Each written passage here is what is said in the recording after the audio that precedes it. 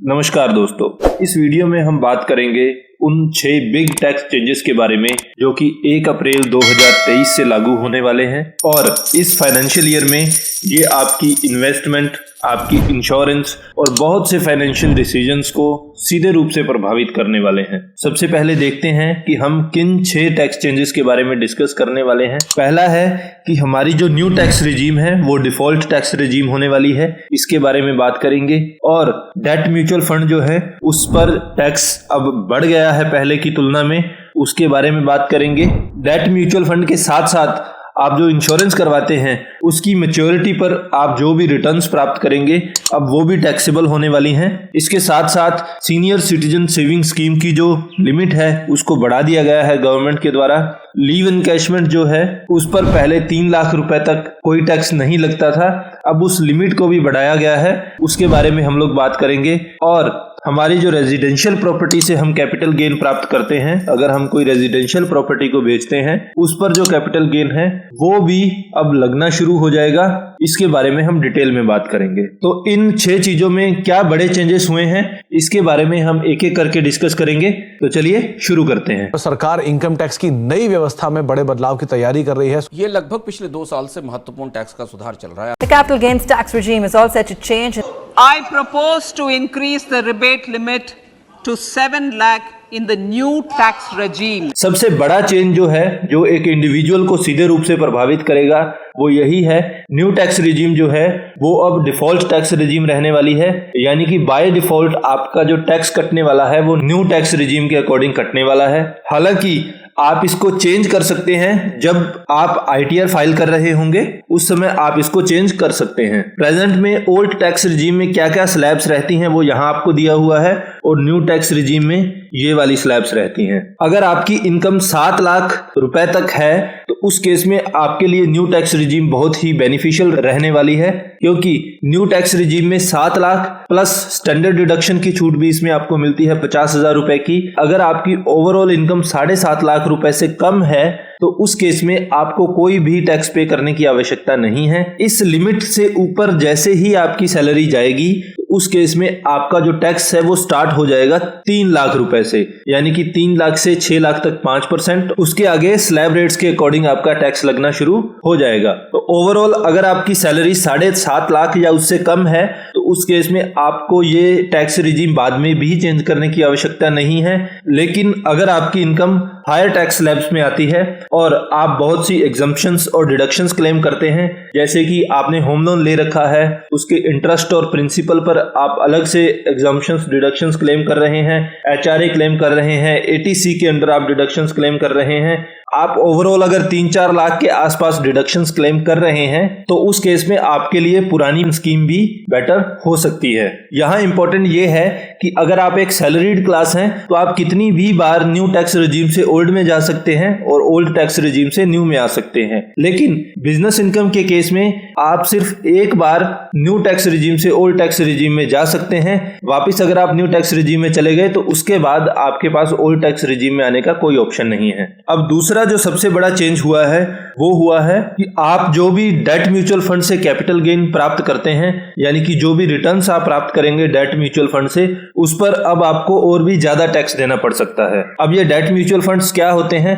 Debt mutual funds में जो invest किया जाता है वो आपका गवर्नमेंट बॉन्ड्स में इन्वेस्ट किया जाता है, कॉर्पोरेट बॉन्ड्स में इन्वेस्ट किया जाता है। ये जो सिक्योरिटीज होती हैं कंपैरेटिवली ज्यादा सिक्योर होती हैं अगर हम इनका कंपैरिजन करें इक्विटी म्यूचुअल फंड से।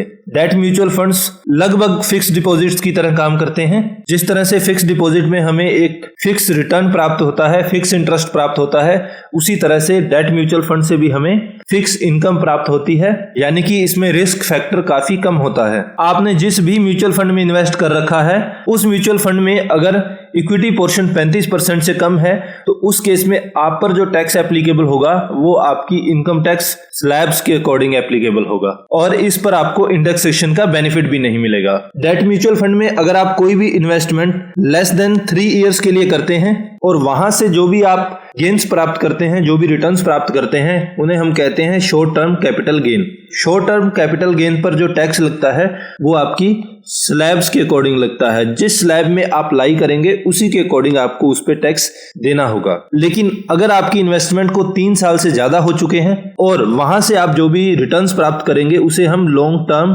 कैपिटल गेन कहते हैं। अभी वर्तमान में प्रावधान इसमें क्या था कि लॉन्ग टर्म कैपिटल गेन पर आपको long term capital gain tax देना पड़ता था जो कि 20% था, और इस 20% पर भी आपको इंडेक्सेशन का बेनिफिट मिल जाता था। अब ये इंडेक्सेशन को एक एग्जांपल के माध्यम से समझते हैं। सपोज आपने 1 लाख रुपए इन्वेस्टमेंट किया किसी डेट म्यूचुअल फंड में और 3 साल बाद उसकी वैल्यू जो है वो 2 लाख रुपए हो चुकी है। तो नियम के हिसाब से आपने जो भी गेन प्राप्त किया, तो इस केस में हमने 1 लाख रुपए गेन प्राप्त किया, तो 1 लाख पर आपको 20% कैपिटल गेन देना है, यानी कि 20,000 रुपए आपको टैक्स देना पड़ेगा। लेकिन वास्तव में होता क्या था, इसमें इंडेक्सेशन का बेनिफिट अप्लाई कर दिया जाता था। यानी कि मान लीजिए कि इस 1 लाख रुपए की वैल्यू 3 साल बाद 1.5 लाख रुपए हो गई। ये जो 1 लाख हमने इन्वेस्ट किया था इसकी वैल्यू 3 साल बाद 1.5 लाख रुपए हो गई। अगर हम महंगाई को फैक्टर इन करते हैं तो इस 1.5 लाख को 3 साल बाद हमारी जो मैच्योरिटी वैल्यू है 2 लाख रुपए हो गई है, तो हमारी इन्वेस्टमेंट वैल्यू जो है वो 1.5 लाख मानी जाएगी। यानी कि हमारा ओवरऑल प्रॉफिट जो है वो सिर्फ 50,000 रुपए माना जाएगा। और ये 20% टैक्स जो है वो 1 लाख रुपए प्रॉफिट पर लगने की बजाय इस 50,000 रुपए पर लगेगा, जो कि वैल्यू हमें प्राप्त हुई है इंडेक्सेशन के बाद। तो यहाँ पर हमारा जो टैक्स है वो सिर्फ 10,000 रुपए हो जाएगा। इंडेक्सेशन का बेनिफिट ऐड करने के बाद हमारा 10,000 रुपए टैक्स बच गया है। लॉन्ग टर्म कैपिटल गेन के केस में क्या चेंजेस हुए हैं, वो जो 20% टैक्स लगने वाला था प्लस इंडेक्सेशन के साथ उसको हटा दिया गया है।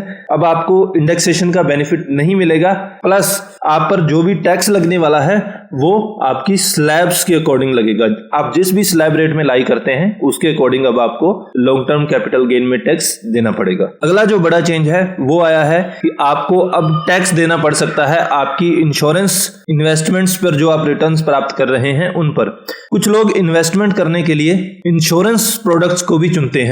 कुछ इंश्योरेंस प्रोडक्ट इस तरह के भी होते हैं जिसमें इंश्योरेंस भी होती है प्लस एक इन्वेस्टमेंट इंस्ट्रूमेंट की तरह भी वो काम करते हैं। यानी कि आपको कहा जाता है कि आप 1 लाख रुपए अगले 5 सालों तक जमा कीजिए और आपको मैच्योरिटी पर 5 लाख मिलने की बजाय 8 लाख रुपए दे दिए जाएंगे या 7 लाख, जो भी मैच्योरिटी अमाउंट हो सकती है।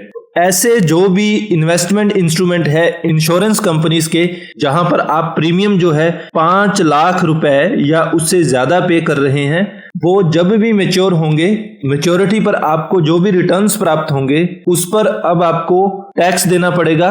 और ये टैक्स आपको देना पड़ेगा अपनी टैक्स की स्लैब रेट्स के अकॉर्डिंग। लेकिन यहाँ ये जानना इंपॉर्टेंट है कि ये जो टैक्स है ये मैच्योरिटी बेनिफिट्स पर ही आपको देना पड़ेगा, ये डेथ केस के रूप में एप्लीकेबल नहीं है। जिसका भी इंश्योरेंस हो रखा है अगर उसकी डेथ हो जाती है तो वो जो क्लेम लिया जाता है उस पर ये टैक्स एप्लीकेबल नहीं होगा। और ये जो टैक्स है ये ULIP unit linked insurance plan पर भी एप्लीकेबल नहीं होगा। लेकिन यहां भी मैं आपको बता दूं कि यूलिप पर पिछले साल ही टैक्स पहले ही इंपोज किया जा चुका है, जहां पर ये प्रीमियम की लिमिट 5 लाख की बजाय सिर्फ 2.5 लाख रुपए है। तो हो सकता है कि ये टैक्स को अगर आप फैक्टर इन करेंगे तो उस केस में ये इन्वेस्टमेंट प्लान्स जो है कोई बहुत ज्यादा अट्रैक्टिव नहीं रहे। अब अगला बड़ा चेंज जो है वो है सीनियर सिटीजन सेविंग स्कीम की जो लिमिट है वो इन्वेस्टमेंट लिमिट 15 लाख से बढ़ाकर अब 30 लाख रुपए कर दी गई है। सीनियर सिटीजन सेविंग स्कीम में एक बड़ा बेनिफिट ये होता है कि इसमें आपको रेगुलर इन्वेस्टमेंट प्रोडक्ट से ज्यादा इंटरेस्ट रेट मिलता है, लगभग 8% के आसपास आपको इंटरेस्ट ये स्कीम प्रोवाइड करती है। और उसके अलावा इसमें मैच्योरिटी पीरियड भी लो होता है, सिर्फ 5 साल का मैच्योरिटी पीरियड इसमें होता है। जिन भी इंस्ट्रूमेंट में आपको रिटर्न्स ज्यादा मिलते हैं वहां पर मैच्योरिटी पीरियड नॉर्मली ज्यादा होता है।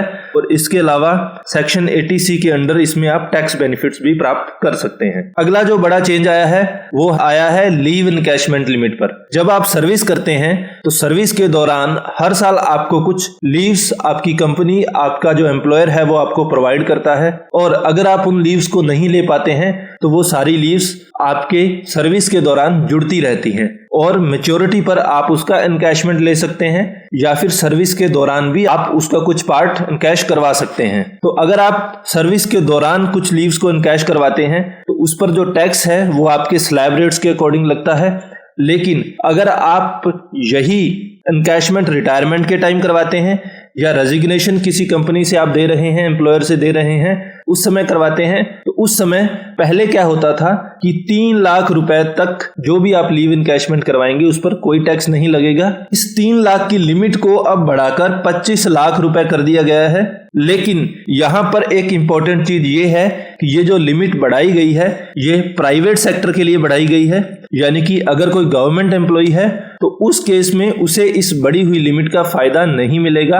गवर्नमेंट एम्प्लॉयज के लिए ये लिमिट अभी भी 3 लाख रुपए ही है। और एक और इंपॉर्टेंट चीज, ये जो 25 लाख रुपए की लिमिट है ये सर्विस के दौरान अगर आप बार बार कहीं से रेजिग्नेशन दे रहे हैं और लीव एनकैशमेंट प्राप्त कर रहे हैं तो ये लिमिट आपकी लगातार कम होती चली जाएगी। सपोज आपने एक एम्प्लॉयर छोड़ा और वहां से आपने लीव एनकैशमेंट प्राप्त कर लिया 5 लाख रुपए, तो आपके पास अब अगली सर्विस में सिर्फ 20 लाख रुपए ही बचेंगे जो कि आप एनकैश कर सकते हो टैक्स फ्री। और इस तरह से अगर आप सर्विस चेंज करते रहेंगे तो ये जो लीव एनकैशमेंट वाली लिमिट है ये कम होती चली जाएगी। अगला जो सबसे बड़ा चेंज है वो है कि रेजिडेंशियल प्रॉपर्टी पर जो आप कैपिटल गेन प्राप्त करेंगे, अगर वो लॉन्ग टर्म कैपिटल गेन है और वो 10 करोड़ रुपए से ज्यादा है तो 10 करोड़ से ऊपर की जो भी अमाउंट है उस पर आपको अब long term capital gain tax देना पड़ सकता है और ये लॉन्ग टर्म कैपिटल गेन रहेगा 20%। अभी पहले क्या होता था, आपने एक घर बेचा और उस घर को बेचकर आपने जो भी कैपिटल गेन प्राप्त किया उस कैपिटल गेन को आपने फिर से इन्वेस्ट कर दिया एक बड़ा या नया घर खरीदने में। तो अगर आपने सारा कैपिटल गेन इन्वेस्ट आगे कर दिया है फिर से रेजिडेंशियल प्रॉपर्टी में, तो उस केस में आपको कोई भी कैपिटल गेन नहीं देना पड़ेगा। अब 1 अप्रैल से ये जो कैपिटल गेन की जो लिमिट है ये 10 करोड़ कर दी गई है, यानी कि 10 करोड़ से ऊपर अगर आपने कैपिटल गेन प्राप्त किया है तो जो भी ऊपर की अमाउंट होगी उस पर आपको टैक्स देना पड़ेगा, वो long term capital gain tax देना पड़ेगा जो कि 20% होगा। सपोज आपने एक रेजिडेंशियल प्रॉपर्टी को बेचकर 15 करोड़ रुपए कैपिटल गेन प्राप्त किया, इस 15 करोड़ पर आपको 10 करोड़ से ऊपर की जो भी अमाउंट है यानी कि 5 करोड़ रुपए जो है उस पर आपको 20% के हिसाब से टैक्स देना पड़ेगा। ये भी एक बहुत बड़ा चेंज है कैपिटल गेन में रेजिडेंशियल प्रॉपर्टी के केस में। तो ये थे 6 बड़े चेंजेस जो कि 1 अप्रैल 2023 से लागू होने वाले हैं। उम्मीद करता हूं ये वीडियो इंफॉर्मेटिव रहा होगा। अगर आपको हमारा वीडियो अच्छा लगा तो please like and share the video and don't forget to subscribe the channel. Thank you so much.